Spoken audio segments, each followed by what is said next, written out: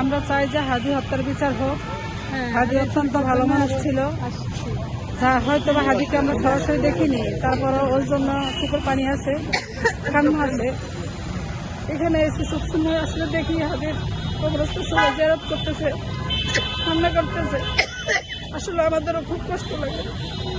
আমরা চাই যে হাদির হত্যার বিচার হোক। আর এখনো কেন হচ্ছে না হাদির হত্যার বিচার? হাদিকে যারা খুন করেছে তাদেরকে এখনো কেন ধরছে না? এটা আমার প্রশ্ন।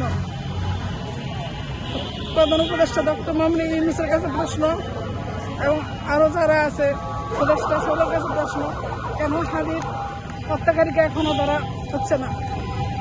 চাই হাদির বিচার হোক, হাদির হত্যার বিচার হোক। এটা আমরা সবাই চাই, জনগণও চাই। ওদের হাতে আবার কেউ না, তারপর হাতে অনেক ভালো লাগে। এবং ওর যে সততা, ওর যে নিষ্ঠা, আমরা কি যেন হারাইছি, এটা কেউ বুঝতে পারতেছে না এখনো।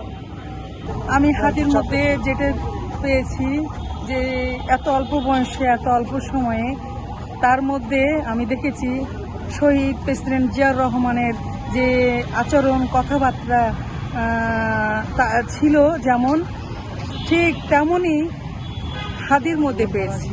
তাই বড় কষ্ট লাগে। আপনারা যারাই মেরেছেন না, হাদিকে শুধু মারেননি, এই দেশের সম্পদ খাপেরা নষ্ট করেছেন। এই দেশে আপনাদের থাকার কোনো যোগ্যতাই নাই আমি মনে করি।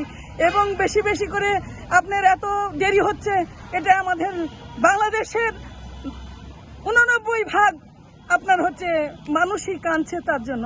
শুধু আমি একা নই, সারা বাংলাদেশের মানুষ, মা বোন ভাইরা সবাই কাঁদছে, খালি কাঁদছে আর কাঁদছে। তাই চাচ্ছি তাড়াতাড়ি দ্রুত বিচার হওয়া অতি প্রয়োজন।